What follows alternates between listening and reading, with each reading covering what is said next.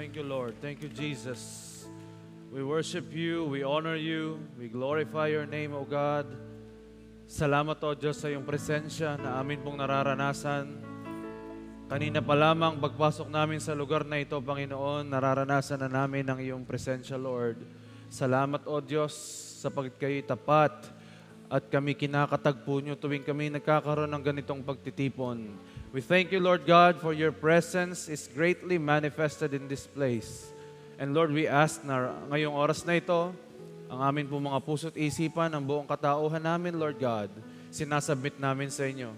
Lord, nagpapalinis po kami, humihingi po kami ng tawad sa anumang aming kasalanang naisip, nagawa, o nasalita na hindi nakalugod sa iyo, Panginoon. Forgive us and cleanse us right now by your most precious blood. At hayaan niyo po na sa umagang ito, kayo lamang po ang maparangalan at maitaas sa aming kalagitnaan. Lord, let not our will, but let thy will be done. And we ask, Lord God, that the millions of angels be here, the walls of fire surround this place. And we also ask, Lord, na ngayong araw na ito, hindi lamang po kami matututo, kundi kami po, O Diyos, ay tuturuan mo upang kami lalong mabago sa isip, sa salita at sa gawa. Lord, we thank you for this wonderful day. Salamat, O Diyos, umaasa kami aalis sa lugar na ito na dala-dala ang mga bagong bagay, dala ang kagalingan, dala ang kalayaan, ang kasaganaan, Panginoon, dala-dala ang mga mabubuting mga bagay na nagmumula sa inyo. Lord, we thank you and we honor you. We give you all the praises and glory. In Jesus' name we pray. Amen and amen. Palakpakan po natin si Lord. Thank you, God. Sama-sama po nating ideklara ang Luke chapter 4, verse 18 to 19. The Spirit of the Lord is upon me, because He has anointed me to preach the gospel to the poor. He has sent me to heal the brokenhearted, to preach deliverance to the captives and recovery of sight to the blind, to set at liberty them that are bruised, and to proclaim the acceptable year of the Lord, for He is our God, the Anointed One. Amen. Balakbakan natin si Lord. Ang ating kultura bilang JA1 family, 1, 2, 3, go. I am a blessing. I am anointed. I am a deliverer. I am a good follower. I don't destroy, I build. I am not seasonal. I appreciate everyone and everything. I am part of something big. I'm in partnership with Christ, and I am not extreme. Amen. Mapagpalang araw po sa ating lahat. Pwede mo bang ngitian ng iyong katabi ngayon?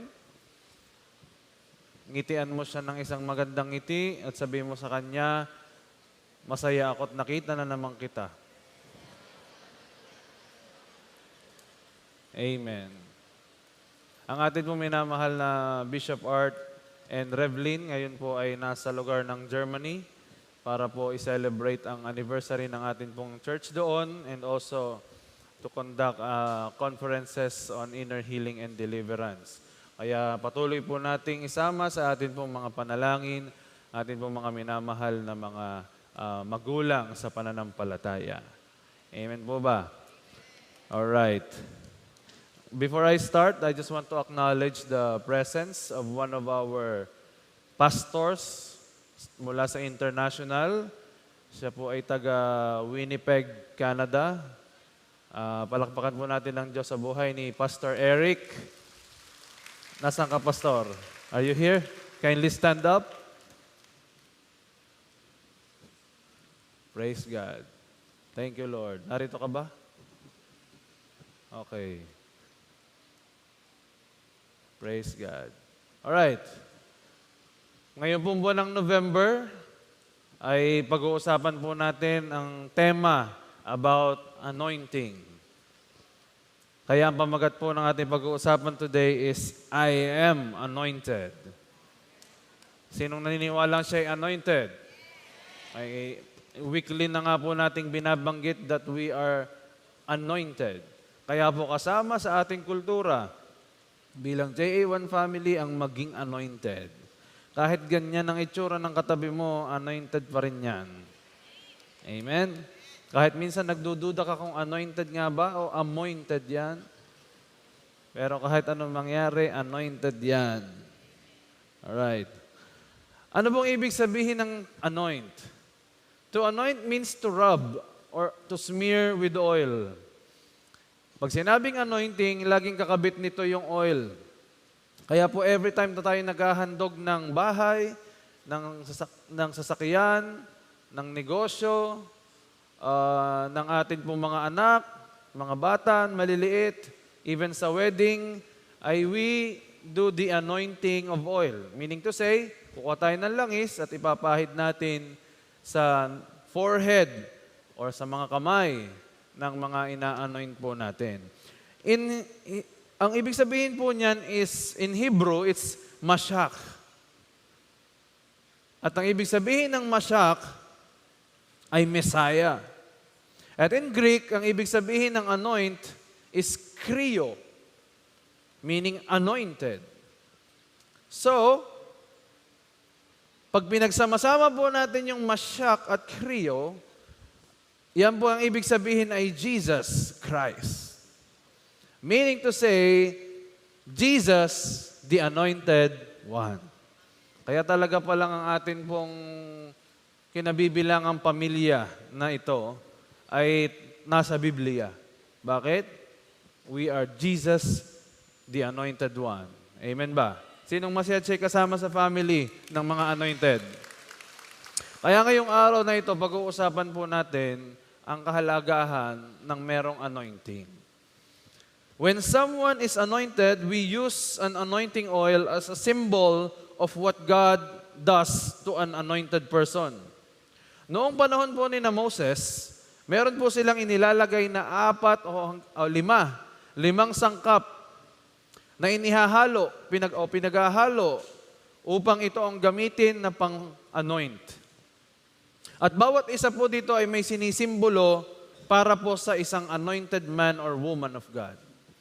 It can be seen in Exodus chapter 30, verse 22 to 25. Ang sabi po dito, Then the Lord said to Moses, Collect choice spices, 12.5 pounds of pure myrrh, 6.25 pounds of fragrant cinnamon, 6.25 pounds of fragrant calamus, and 12.5 pounds of cassia, as measured by the weight of the sanctuary shekel. And also get 1 gallon of olive oil. Like a skilled incense maker, blend these ingredients to make a holy anointing oil. Sino po ditong naranasan niya nang i-anoint siya ng oil? Amen. Sino yung hindi pa na-anoint ng oil? Sino yung, anumang tanong ko dito, hindi tataas ang kamay niya? May iba't ibang meaning po itong binanggit kong 5. Una yung myrrh. Ang ibig sabihin po ng myrrh is holiness. Ito po yung sangkap na naglilinis ng buong mixture. Kaya po, kapag walang myrrh, madaling magdumi yung anointing oil. There is no anointing if there is no holy living. Pag in-anoint ka po ng Panginoon, yan po in the Old Testament, kailangan i-anoint ng oil. At pagka wala kang anointing, the holiness of God doesn't come to your life. Kaya po, sa panahon natin ngayon, hindi man lahat tayo nalagyan o na-anoint ng oil. Our anointing oil is Jesus, the Anointed One. Sino man ang tumanggap kay Jesus as Lord and Savior, ay nagiging isang anointed man and woman of God. Sino ditong may Jesus na sa buhay? Taas ang kamay, please. Amen. Ang lahat ng nagtaas ng kamay, Panginoon, lahat ay mga anointed men and women. Child of the Most High God. Amen? Being anointed means to live a holy life. Kaya kapag ikaw ay in-anoint, ikaw ay binabanal ng Panginoon. Sabihin mo sa katabi mo, ikaw pala ay binabanal ng Diyos. Sabihin mo doon sa katabi mong hindi mo pinansin. Sabihin mo, kaya ka pala mabait ngayon. Anointed ka. Amen? Ikalawang sangkap, cinnamon. Pagka may cinnamon, it is the balance of the mixture. Ang ibig sabihin po ng cinnamon ay forgiveness.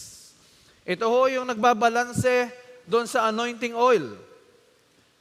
Meaning to say, we cannot receive the anointing if we cannot release forgiveness. Kung may nakasakit pa ng iyong kalooban at hindi ka pa nakakapagpatawad, you cannot receive the anointing of God.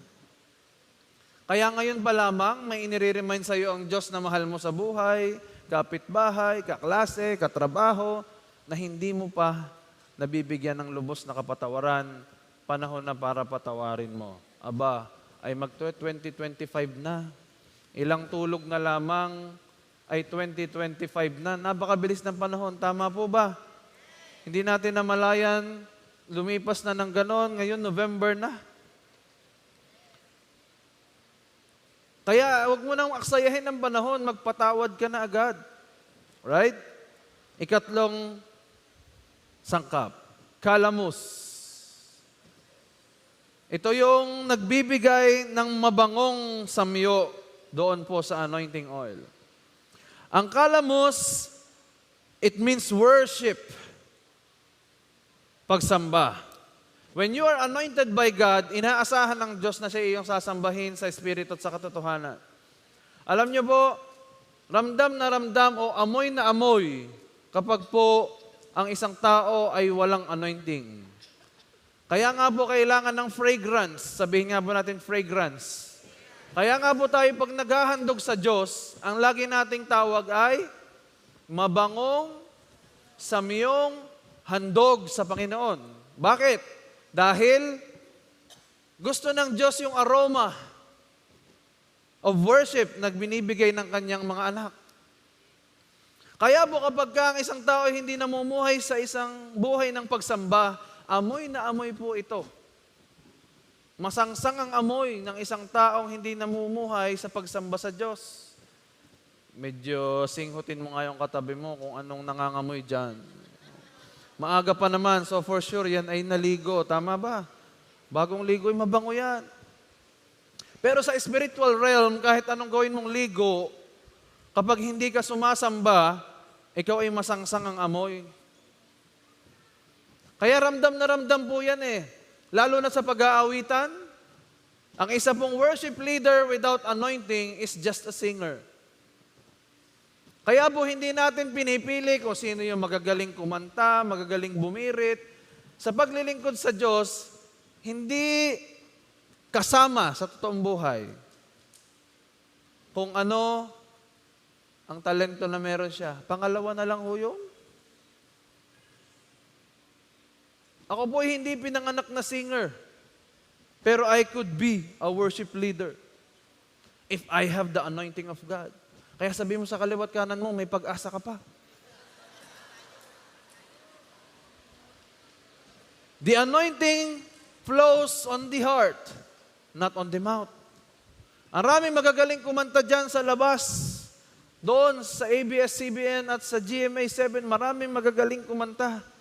Pero bakit mas mataas ang tayo mo kaysa sa kanila? Because you are not just a singer.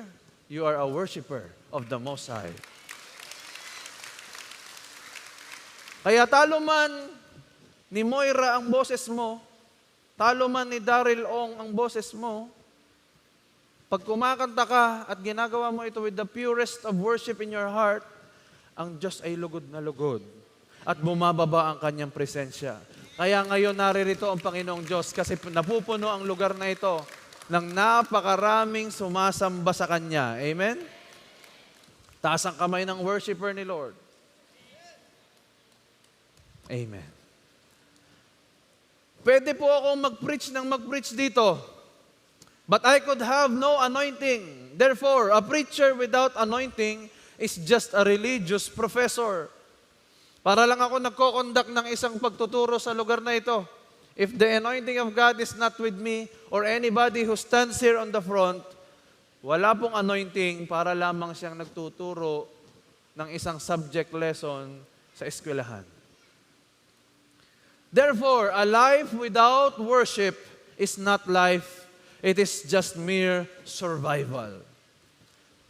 Kaya po pag may tinatanong kayo, kumusta ka na? Eto, buhay pa. Humihinga pa naman. Kumakain pa naman ng 3 beses isang araw. Eto, okay naman. Meaning to say, pag ganun po kanyang pananalita, tunog hopeless yon. Meaning, siya po ay in the survival mode na. Hindi na okay ang kanyang sitwasyon. Kaya po natin pinapractice palagi, kapag ikaw ay merong pinagdadaanan, ang lagi mong sasabihin, kumusta ka na ba?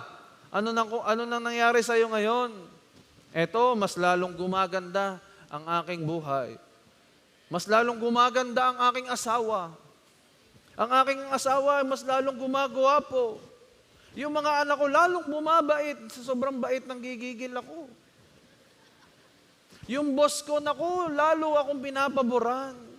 Bakit? Ang pagsasalita mo pala ng maganda ay isang worship kay Lord. Pero kapag nagsalita ka ng pangit, worship din yon kay Satanas. Sinong gustong sumamba kay Satanas? Amen?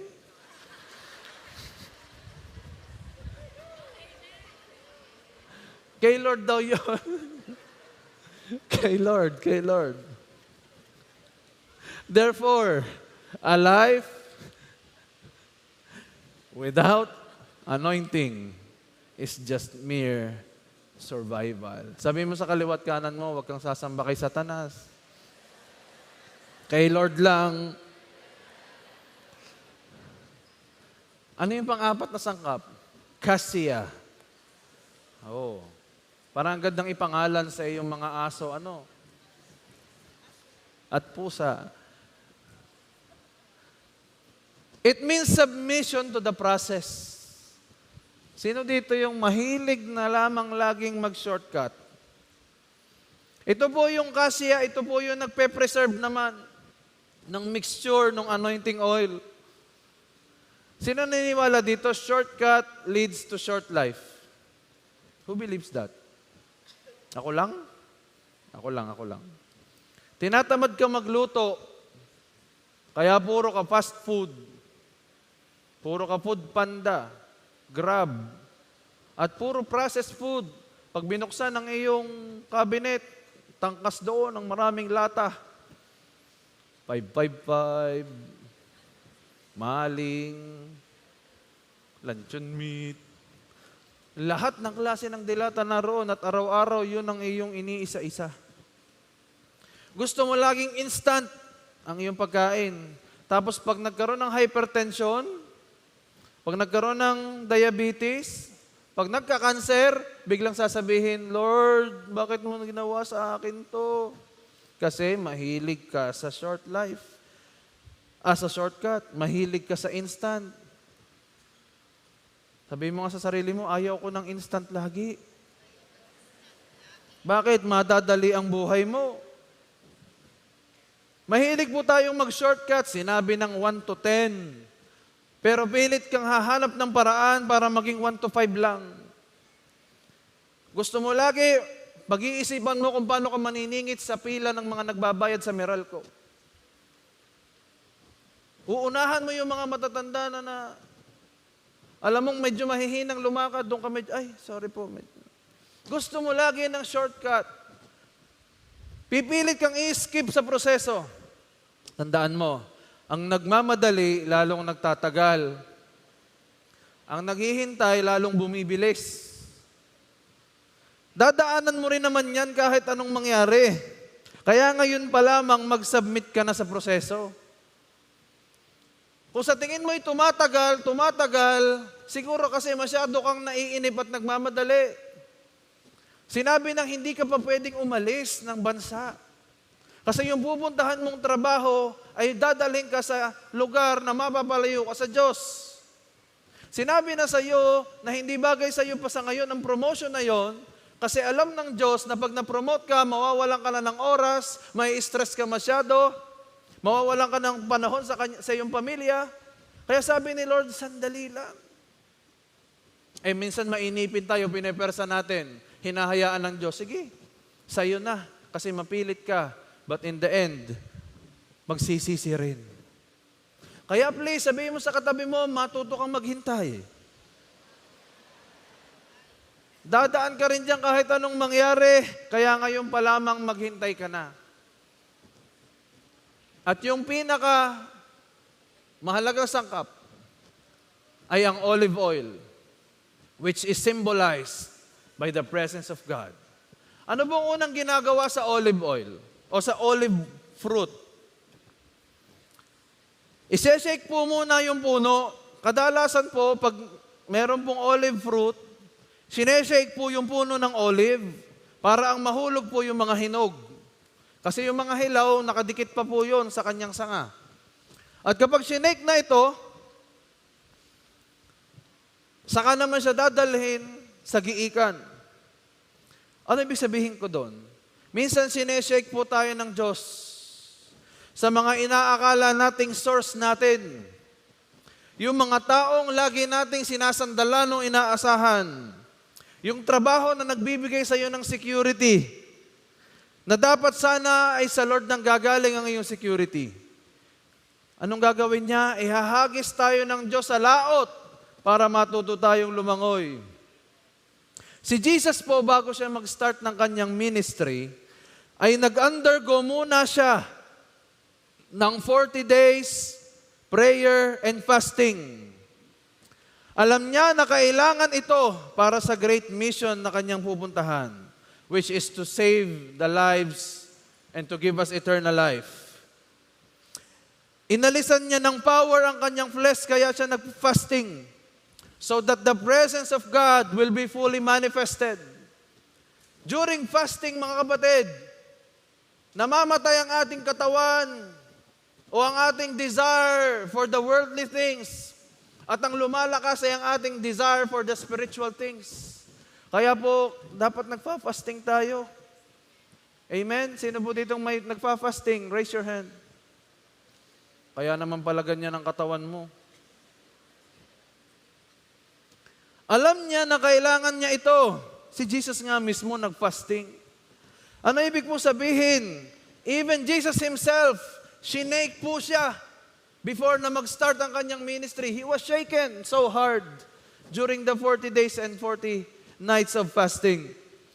When you are shaken from the familiar, you are being prepared for greatness. Kung alam mong ikaw ay may shaking ngayon, sinasabi lang ng Diyos sa iyo, anak, huwag ka namang magtiwala sa taong yan, huwag kang magtiwala sa iyong ine-apply ang trabaho, huwag kang magtiwala sa pangako ng mga tao sa iyo. Bitawan mo yung mga pinangahawakan mong, alam mong hindi ako. Amen? Sino lang pangahawakan mo? Si Lord. Si Jesus, the Anointed One. At kapag daw sa Kanya ka nakahawak, alam mo na ikaw ay being prepared for greatness. You are anointed by God para ikaw ay maging great. Amen? Ano po nangyari sa prayer and fasting ni Jesus?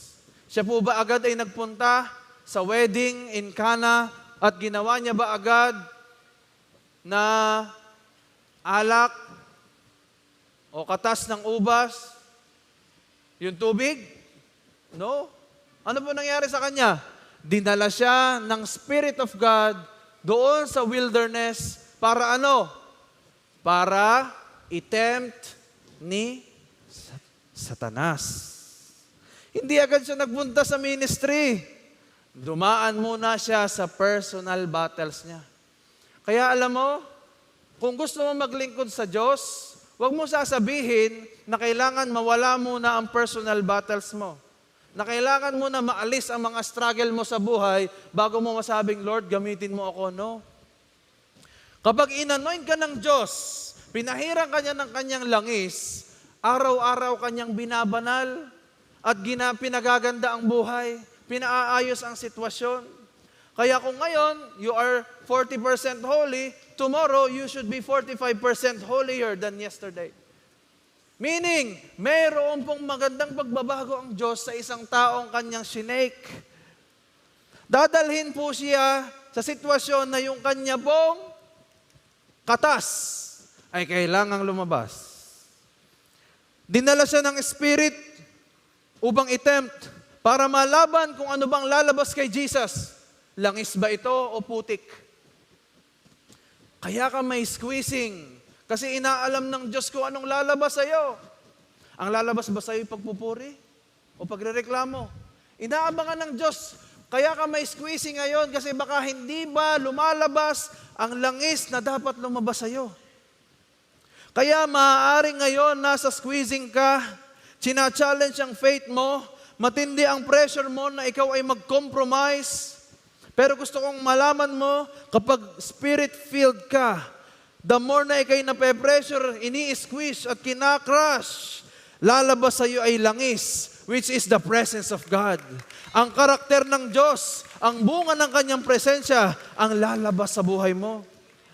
Only the anointed produces God's power under pressure. Huwag kang magreklamo sa pressure because pressure comes. It comes in different forms. Merong matindi, merong hindi gaano. Kanya-kanyang pressure depende sa pananampalataya na meron ka. Depende sa langis na nasa sayo. Kaya ang tunay na presensya ng Diyos ay hindi nakikita sa loob ng church. Hindi kapag mas matindi ang awitan o kapag anointed ang preaching, kundi paglabas mo dito sa bahay, sambahang ito, may nakaabang na mga giikan dyan sa paligid. I-squeeze ka agad. At malalaman natin kung ang lalabas ba sa iyo ay langis ng presensya ni Lord o putik ng karumihan ng kaaway. Lalabas ba sa iyo pananampalataya sa halip na panghihina? Ang lalabas ba sa iyo pagpupuri sa halip na paninisi sa Diyos? O ang lalabas ba sa iyo pagpasalamat sa halip na pagrereklamo sa Kanya? Kapatid, pag may paggigiik, tiyakin mo ang lalabas sa iyo ay ang karakter ng Diyos. Because anointing is nothing without the character of God. Number 1, I am anointed, that's why I am chosen.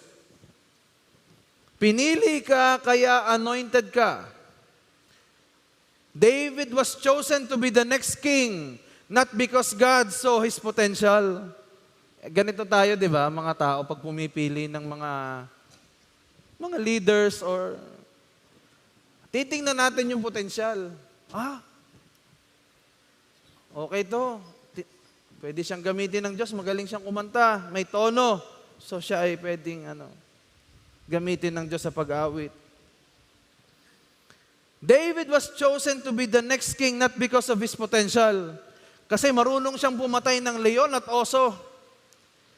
David became the king because God chose him and anointed him. Kung si David man ay hindi marunong pumatay ng leon at oso, at kung siya pa rin ang pinili ng Diyos, siya pa rin ang magiging hari. Ano pong gusto kong sabihin sa iyo? Hindi nakabase sa skill mo, sa talent mo, o sa regalo na ibinigay na sa iyo ng Diyos ang pagkatawag at pag-anoint sa iyo. Amen? Gusto kong sabihin sa iyo that anointing still comes from Him, from God alone, not dependent on your strength or your weaknesses. Kung minsan ba nga kung sino yung mahina sa ganon, siya pa ang pinipili ng Diyos. Kung sino ba yung takot, siya pa ang pinipili na mag-lead. Kung sino ba yung nagmula sa mga mabababang lugar, sila pa yung itinataas ng Diyos. Kasi kung potential din lang po ang pag-uusapan, mas may potential yung mga ibang kapatid ni David. Si Eliab, si Aminadab, si Shimea, lahat po sila ay mas may potential kaysa kay David. Bakit? Kasi yung tatlong ito yung pinakamatatanda. Pagkatapos, sila po yung sundalo na. Ang pinipili po kasing hari ng Israel ay dapat mula sa military. Ito pong tatlo, lamang na lamang pagdating sa experience at sa skill kay David because they are already soldiers. Anong ginagawa lang ni David? Wala. Nagpapastol. But I want you to know, pag pinili ka ng Diyos, walang pwedeng pumigil sa pagkapili sa iyo. Kulang sa karanasan, bata pa, pero pinili. Naalala ko ba po noon? That was way back 2011. Nung ako po'y kinausap ng ating pong Apostle Bishop. At sabi niya sa akin, ikaw ang magiging susunod na National Youth Pastor ng JA1. Hindi ko ho alam kung bakit ako ang kinausap. Mas marami ho ang qualified kaysa sa akin noon. Bakit po? Una, hindi po ako ganun ka-active sa youth. Ang alam ko lang po ay tumugtog ng gitara at magpa-cute. Bukod sa magpa-cute, magtingin ng magaganda. Pag nasa stage kami at nakita namin sa dulo may maganda, magtitinginan. Alam na yon, may magandang pumasok. Pero nung binabasa ko ang story ni David, naunawaan ko kung bakit ako ang napili ni Lord. 1 Samuel chapter 16 verse 12. Magandang lalaki siya.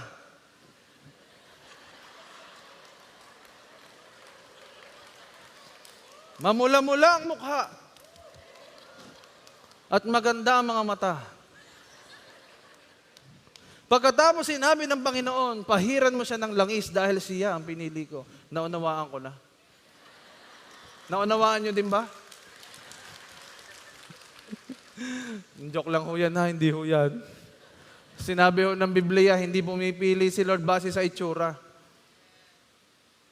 Basta ang tanda ko lang po noon, nag-yes ako. Pag kayo kinausap ni Bishop, mahirap po mag-no. Dahil it seems as if it is the Lord who is talking to you. Batang-bata pa po ako noon.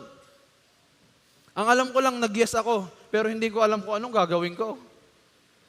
Never ko po na-imagine ang sarili ko na tatayo ako sa ganitong paraan. Na mangangaral ako ng salita ng Diyos. Kung alam nyo lang ang aking past, I was one of the most, sa aking standards, isa na ako sa mga pinakamasasamang kabataan noon. Mahiyain po ako at tahimik. Kung kilala niyo po ako na nag-uumpisa ako sa gawain, you may understand what I'm saying. Hindi po ako masyadong magaling o marunong humarap sa tao. Pero kapag ikaw pala'y nag-yes sa tawag ng Panginoon, i-anoint ka niya at dadaling ka niya sa sitwasyon na hindi mo naisip o na-imagine na mararating mo. Because the anointing of God transforms you from the inside out. May nangyayaring transformation kapag in-anoint ka ng Diyos. Kaya wag mong babaliwalain ang anointing. There is purification. There is worship. Maraming natatransform sa iyo. And fast forward 13 years. Narito po ako sa inyong harapan ngayon, puno ng pasasalamat sa biyaya ng Diyos na ako'y nabibigyan ng ganitong pagkakataon na siya'y pasalamatan at gamitin para sa Kanya. Ngayon po, nasa aking heart ang fulfillment dahil alam kong ako'y nasa Kanyang kalooban. Kaya yung katabi mo, pinili rin yan. Inanoint din niya kahit hindi siya masyadong magaling. Kahit hindi siya masyadong matalino, kagaya nung kanyang kaklase. Kahit hindi siya kasing pogi nung nagpipreach ngayon. Pero dahil may anointing yan ni Lord, basta nag-yes yan, gagamitin talaga ni Lord yan. May transformation na nagaganap dyan. The anointing comes to you if you say yes to the Lord. Do not think about what will happen next. Kasi kung ako po, kung inisip ko kung anong mga mangyayaring sunod, kung nag-overthinking po ako during that time, I would say no. I do not understand how to be a pastor. Pero when you say yes to the Lord, siya ang nag-i-equip sa'yo. Babaguhin ka niya from glory to glory. Yung alam mong hindi mo kaya, dati takot ako sa demonyo, ngayon ang demonyo na ang natatakot sa akin. Bakit? Magandang lalaki siya, mamula-mula ang mukha. Sabihin natin sa ating mga katabi, biyaya lang ni Lord, ha? Anong sabi ng 1 Corinthians chapter 1, verse 26 to 29? Mga kapatid, isipin ninyo kung ano ang inyong kalagayan nang tawagin kayo ng Diyos. Iilan lamang sa inyo ang masasabing matalino sa paningin ng mundo? Totoo po ba yun? Iilan lamang ang makapangyarihan o nagmula sa mga dakilalang angkan. Ngunit pinili ng Diyos ang mga itinuturing ng mundo na mangmang upang hiyain ang marurunong. I am not the most eloquent speaker. We are not the most handsome or beautiful people in the world. But why did God choose us? Upang hiyain ang marurunong. Pinili ng Diyos ang mga itinuturing ng mundo na mahihina upang hiyain ang malalakas. At pinili ng Diyos ang mga itinuturing ng mundo na mababa at walang halaga upang mapawalang halaga ang itinuturing ng mundo na mahalaga.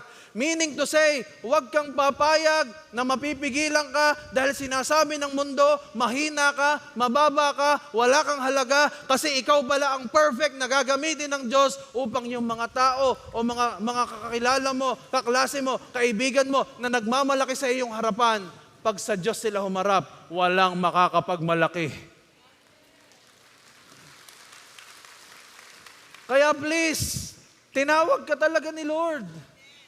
Hanggang ngayon ba, hindi ka pa rin kumbinsido? 1,000 years ka nang uma-attend dito.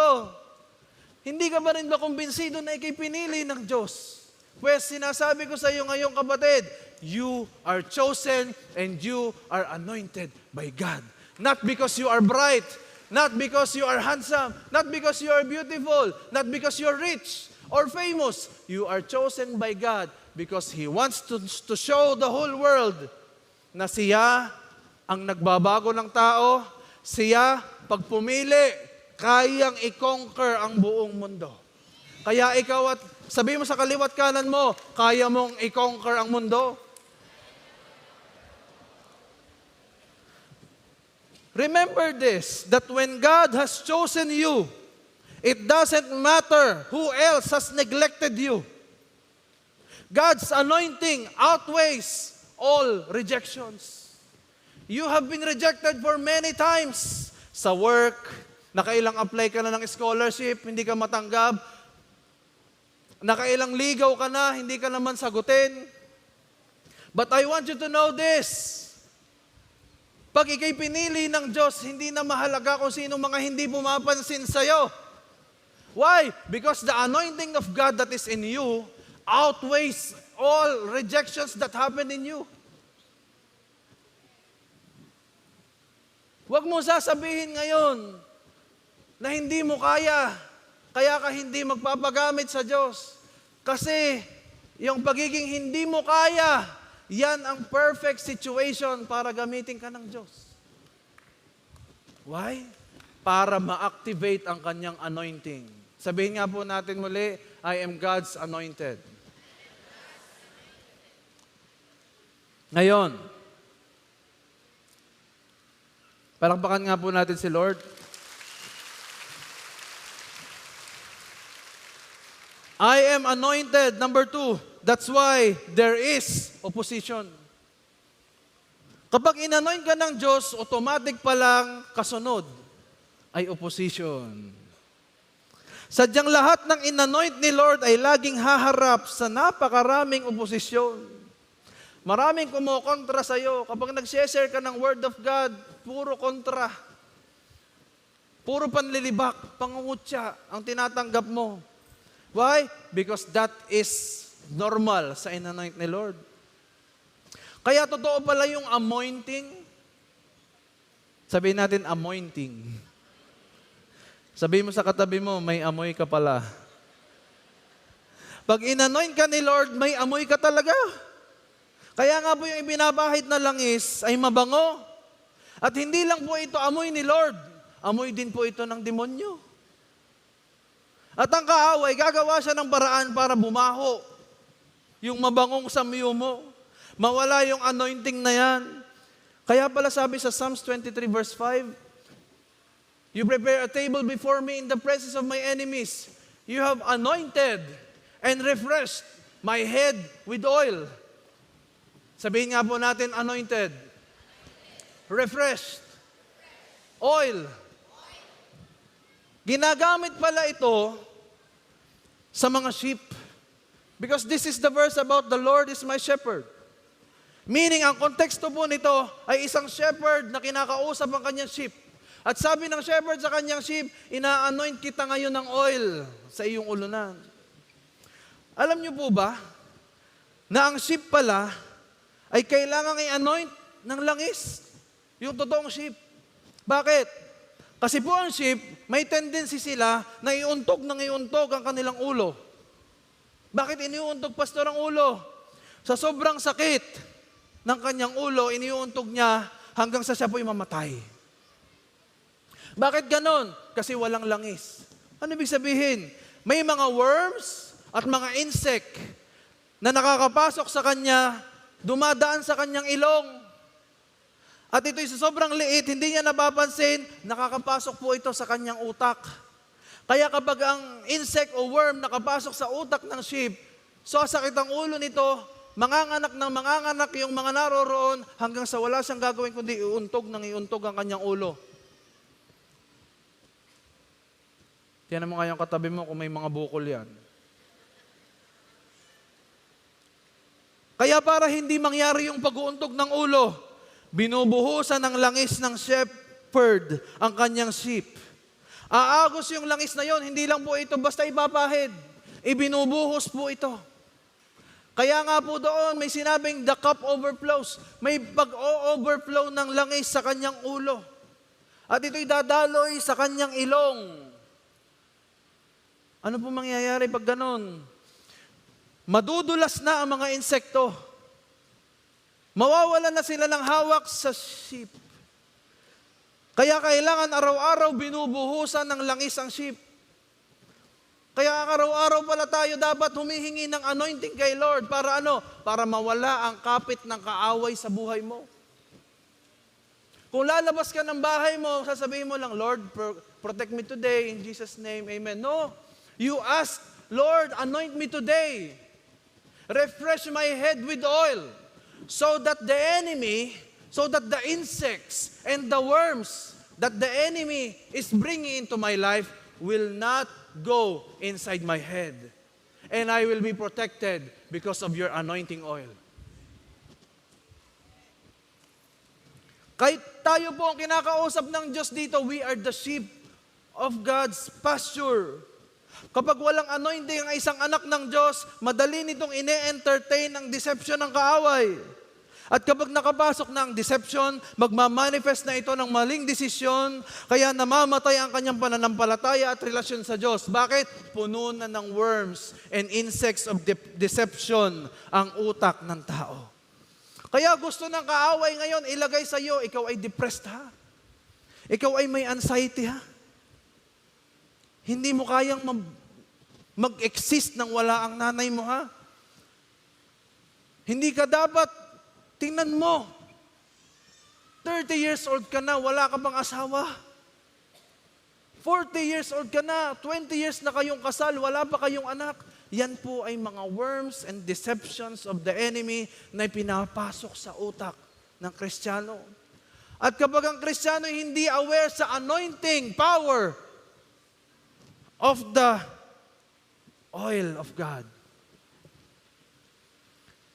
mawawasak ang kanyang buhay. Why? Anything that destroys your mind, destroys your life. If you want your life to be preserved, preserve also your mind from all the deceptions of the enemy. Ngayon pa lang, kahit nagsasalita ako ngayon sa inyong harapan, may mga deception ng enemy na inilalagay. Sasabihin sa iyo, mag-cellphone ka na lang, huwag kang makinig. Tingnan mo, may nag-chat sa'yo. Mahalaga yan. Isagutin mo muna. Sabi mo sa katabi mo, parang ikaw yun ah.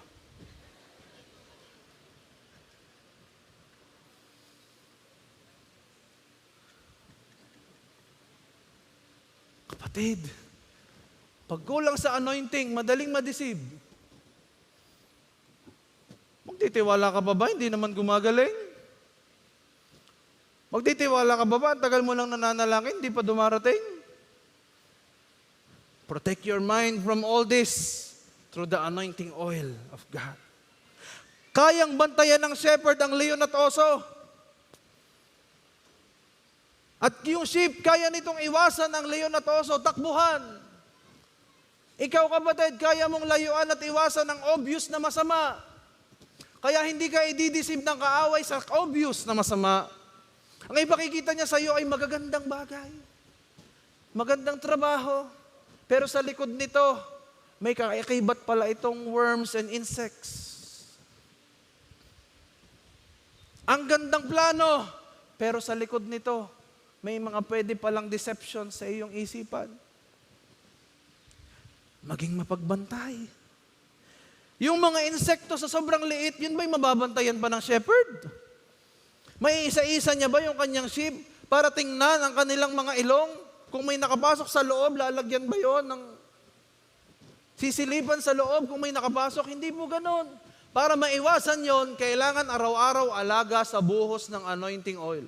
Kaya kapatid, araw-araw, mula ngayong araw na ito, bubuhusan ka ng Diyos ng anointing oil sa iyong ulo upang hindi makapasok ang anumang pang-deceive ng kaaway sa iyo. Sasabihin niya sa iyo, hindi ka talaga pwedeng gamitin ng Diyos. Ang dami mong palpak sa buhay. Gusto kong sabihin sa iyo, huwag kang magpapadeceive.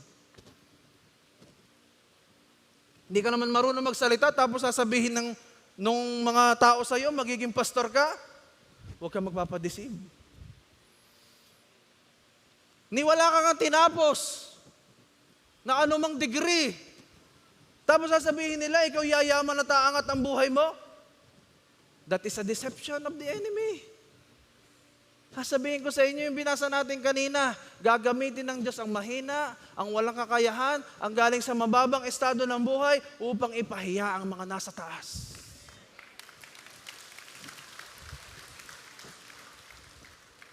Anointing preserves your mind from any deception of the devil. Come on, i-preserve po natin ang ating isipan. Pwede ba nating ilagay ang ating mga kamay sa ating ulo ngayon? As a gesture, Lord, I declare and decree sa lahat ng mga naririto, even in the online, the anointing of God is flowing in their heads. At walang anumang pangdadaya ng kaaway ang pwedeng lumusot sa kanila at sa kanilang mga pamilya in Jesus' name. Everybody say amen. Palakpakan natin si Lord. Pangatlo, I am anointed, that's why I am protected. Dahil anointed ka ni Lord, protektado niya ang pamilya mo, protektado niya ang trabaho mo, protektado niya ang negosyo mo, protektado niya ang A-group mo, protektado niya ang kalusugan mo. Sa huling panahon, pipili po ang Diyos ng 144,000 witnesses na magmumula sa 12 tribo ng Israel upang sila po ang mag-share ng gospel sa huling panahon para doon sa mga maiiwan sa rapture of the church. Mangyayari po ito before the start of the 7-year tribulation. Alam niyo po bang malapit nang bumalik si Lord? At bago po bumalik ang Panginoon, magkakaroon muna ng 7-year tribulation sa lupa, kung saan magkahari ang Antichrist. Pansinin ninyo, sabihin natin Antichrist. Bakit hindi sinabi dong anti-Jesus? O anti-God? Bakit ang tawag kay Antichrist? Why? Because this person is against the anointing. Christ means the anointed one. May gagawin din siya sa anointing ng mga Kristiyano. Now, kung ikaw ay mananatiling tapat sa Diyos, kapag dumating ang rapture of the church, wala na tayo dito. Sasama tayo doon sa alapaap kasama ang ating Panginoong Diyos. Ang mga maiiwan dito sa lupa, according to the book of Revelation, ay ang mga taong hindi naging tapat sa Diyos. Yung mga taong tinanggihan ang kanyang salita. Yung mga taong sinabi, ayoko, papalit na naman ako ng relihiyon. Kaya ngayon pa lamang, mahalagang ma-share mo na ito sa mga mahal mo sa buhay na inaakalang ang pagiging born again ay religion. Being born again is not a religion. It is a situation of restoration ng relationship mo sa Diyos. At ang lahat po ng isasama ng Panginoong Hesus sa alapaap ay yun lamang mga anak ng Diyos. And to be born again or to be a child of God, you must believe and accept the Lord Jesus as your Savior. Revelation chapter 7, verse 3 to 4. The angel said, "Do not harm the earth, the sea, or the trees until we mark," sabihin natin, mark the servants of our God with the seal on their foreheads. And I was told that the number of those who were marked with God's seal on their foreheads was 144,000. They were from the 12 tribes of Israel. Kung may tatakan po ng 666 sa mga maiiwan sa lupa, yung 144,000 na magmumula sa tribe of Israel, kasi wala na po ang church, ang gulo na dito. Wala na po tayo. Wala nang sharing ng gospel mula sa church. Kaya si Lord, pipili siya ng 144,000 mula sa tribe of Israel para sila naman ang gamitin ng Diyos para magbahagi ng salita. At anong gagawin sa kanila? They will be sealed or marked or anointed on their foreheads. At since sila po'y anointed, sabi ng Biblia, for the whole 7-year tribulation, kahit matindi ang suffering, hindi sila mamamatay. Walang pwedeng umano sa kanila. Ano bang ibig ko sabihin?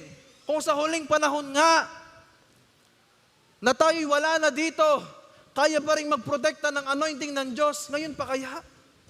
Kaya nga sa dedication, we anoint the children para sila po ay ingatan ng Diyos.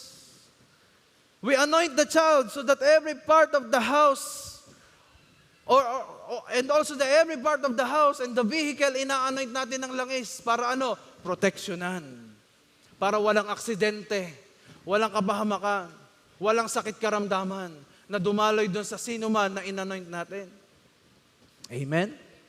Kaya po, ang panghuli, I am anointed, that's why I have power. Sino ho dito ang nag-celebrate ng Halloween last week? Naku, alam nyo, wag ho tayo basta-basta makikigaya na hindi ho natin naiintindihan ng ating ginagaya. Wala akong problema pumunta kayo sa inyo pong sa mga ano yung tawag doon? Sa nicho ng inyo pong mga mahal sa buhay together. That's not a problem. But to celebrate Halloween is the problem. Because this is a pagan practice. Huwag tayong basta gagaya kung hindi natin naunawaan. Bakit? Hosea chapter 4 verse 6. My people are destroyed because they have no knowledge. Kaya nga po sabi ni Ernie Baron, knowledge is power. Kailangan may alam ka para may power ka. Kaya tayo nadadaya ng kaaway kasi marami tayong hindi alam sa espiritual. Lahat ng kilos natin, physical, ay may implikasyon sa espiritual. Magkwento ako sa inyo ha, para hindi tayo nadadaya. May isa pong lalaki, 40s na po siya. Nagpa-pray po siya sa isang pastor. Sabi niya, since ako po'y teenager, lagi po ako nakakaranas ng sleep paralysis. Yung binabangungot, di makagalaw. Almost every night. At ramdam niya ang paggambala ng mga espiritu sa bahay niya. Nagpa-deliverance po siya. At ang na-encounter sa kanya ay napakaraming spirit. Nang tanungin siya kung paano sila nakapasok, ang sagot ng mga espiritu, nakapasok po kami sa kanilang main door. Ha? Sa main door? Opo, tinatawag po kami lagi doon sa main door. Binabalutan daw ng dugo ni Jesus ang buong bahay.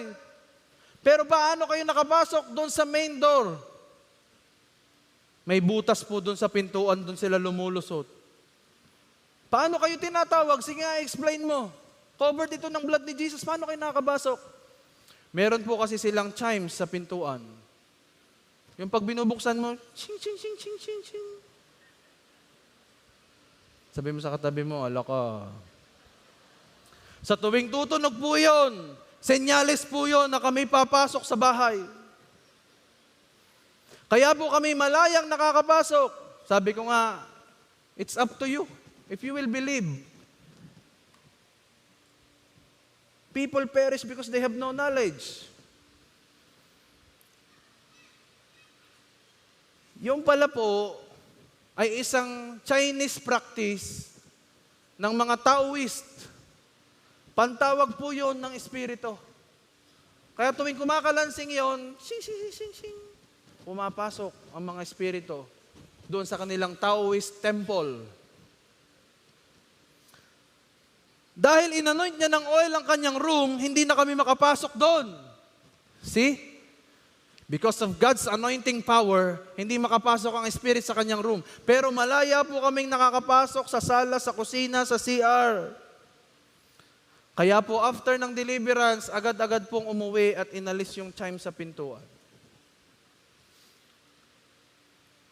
Kada tunog, pasok ang spirit. Inanoint niya po yung buong bahay at mula noon, wala nang gumambala sa kanya at mahimbing na siyang nakatutulog. Baka meron sa inyong may same na karanasan. Maybe you have to understand that what we are doing most of the time sa buhay natin, hindi natin naiintindihan kung bakit natin ginagawa, yun pala ay pagan practice ng mga unbelievers.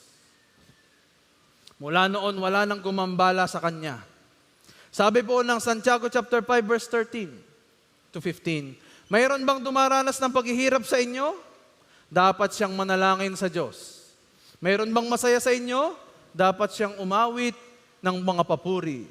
Mayroon bang may sakit sa inyo? Dapat niyang ipatawag ang mga namumuno sa iglesia para ipanalangin siya at pahira ng langis sa pangalan ng Panginoon. Ang panalangin may pananampalataya ay nakapagpapagaling ng may sakit. Ano daw? Ang panalangin may pananampalataya, prayer with faith, meaning to say, activated power of God.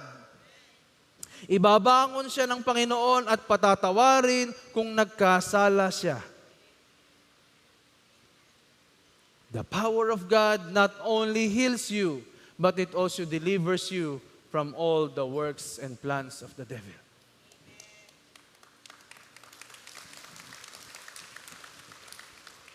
In Isaiah chapter 10 verse 27, sino po ditong nabibigatan sa pasanin sa buhay? Kung anointed ka ni Lord, may sasabihin ako sa iyo. In that day, the Lord will remove the heavy burden from your shoulders and break off the yoke. Sabihin natin yoke. Yoke of bondage from your necks because of the heavy anointing upon you. Ano ba yung yoke? Sa Tagalog, ito po'y pamatok. Sabihin natin pamatok. Inilalagay po ito sa mga kalabaw, sa baka, upang sila po ay magtrabaho. At ito po'y nandun sa may, kaya nga pamatok, nakalagay sa may batok. At sa tuwing ito'y naroroon, ito po'y senyales na sila po ay working. Kaya lang, habang tumatagal, bumibigat ang yoke. The anointing, let me tell you this, sabi dyan, the anointing breaks the yoke of the enemy in your life. Kung may nagpapabigat sa iyo dahil sa mga kasalanang nagawa mo noon, gusto kong sabihin sa iyo, if you are anointed by the Lord, it will break the yoke and will ease your burden.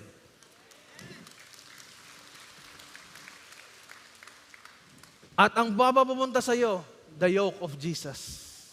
Matthew chapter 11 verse 28 to 30, come to me, all of you who are tired from carrying heavy loads, and I will give you rest. Take my yoke and put it on you and learn from me.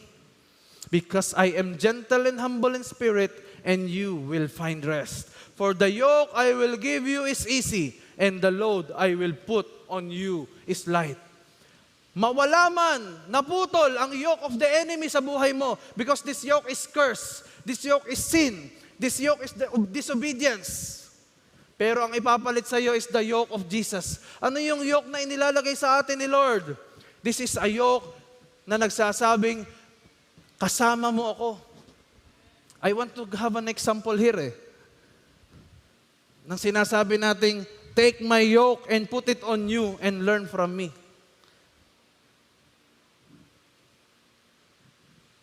Dalawang tao.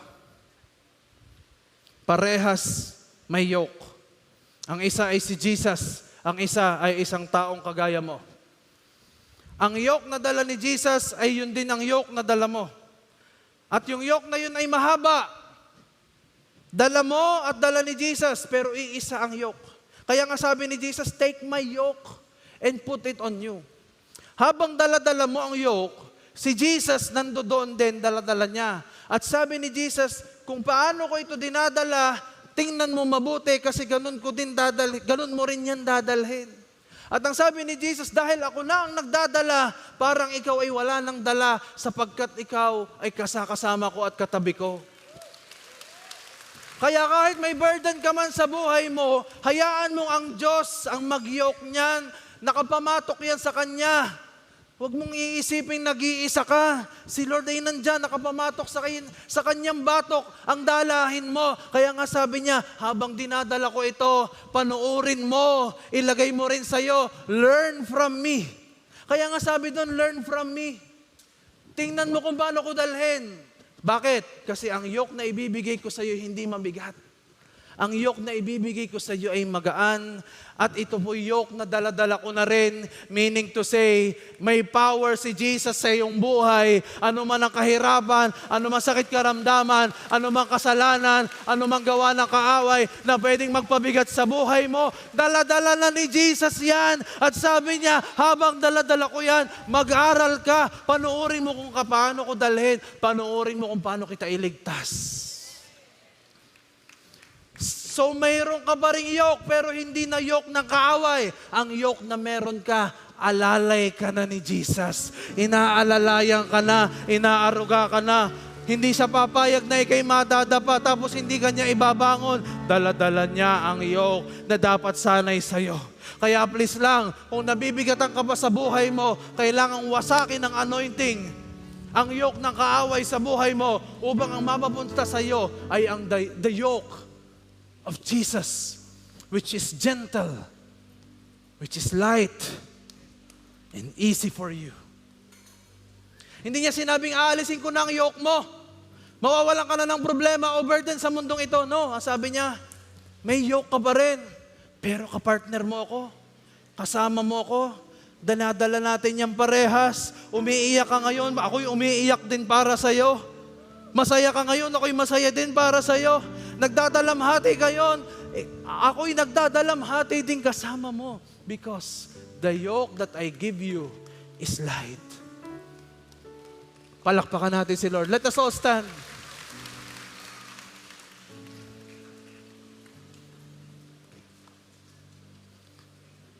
Akala natin yung word na anointing is a very big word. Very spiritual. But let me tell you this, sa araw-araw po ng ating buhay, God always desire to anoint us. Gusto kanyang buhusan lagi ng oil. Pero bilang sheep, nagpapabuhos ka ba? O umiiwas ka kasi sabi mo, ayoko Lord. Hindi komportable yan. Sinasabi sa iyo ngayon ng Diyos, the yoke that you have is not the former yoke of the enemy. Ang yoke na dala mo ngayon, kasama mo si Jesus na nagdadala.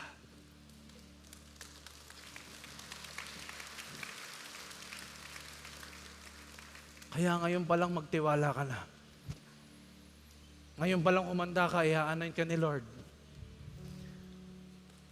Gusto kong sabihin sa iyo, there is a spiritual oil that is going to flow on your head. There is an anointing, a specific anointing that's gonna flow on your head right now. It will protect you, it will empower you, it will prove to everyone that you are chosen by Him. At ang gagawin mo lang, magtiwala, manampalataya na ito'y bababa sa iyo ngayon. Thank you, Jesus. Oh Lord, we ask that you fill this place by your presence. Punuin niyo po ang lugar na ito ng inyong kapangyarihan. And Lord, today we are going to receive the anointing that is going to break the yoke of the enemy. The anointing that gives us power over depression, over sickness and disease. The anointing that protects our mind from all the bondages and weapons of the enemy and deceptions of the enemy. The anointing that gives us the proof that we are chosen. Taas po natin ang ating kamay ngayon. In the count of 5, the anointing will fall on you. Humingi ka na ng tawad sa Diyos. If you came here for the first time, hingi ka ng tawad kay Lord. Kung sa tingin mo, maraming moments sa buhay mo that you have rebelled against God, you have complained, and you have doubted His power over you, today, He's going to break the yoke of the enemy. Curses upon curses He will break in your life upang ang ipalit sa iyo blessings upon blessings, favor upon favor. Get ready, people of God. In the count of 5, you will receive the anointing power of God. We have clearly said that the Spirit of the Lord is upon us and He has anointed us. That's why today, magmamanifest ito sa iyo. JA1 people, even in the online, raise your hands. 5, 4. By faith, tanggapin mo ito. 3, 2, 1. Receive. Receive. Receive. Receive the anointing. Receive the anointing that breaks the yoke. Receive the anointing that destroys your mind, na hindi hahayaan itong ma-destroy ang iyong isipan. Come on. Receive the anointing that will destroy the works and plans of the devil. Receive the anointing that preserves your mind. Receive the anointing that protects your family, that protects your ministry, that protects everything that you have. Receive the anointing that will transform you from glory to glory. In Jesus' mighty name, we receive. Sabihin natin, I receive the anointing of God in my life. Mula ngayong araw na to, ako isang bagong nilalang, full of anointing, Spirit-filled, full of power, full of protection, and the yoke of the enemy is already broken. I am healed. I am restored. I am delivered. I am anointed. In Jesus' mighty name. Everybody shout and say, Amen. Palakpakan natin si Lord. Sabihin mo sa kaliwat kanan mo, you are super anointed.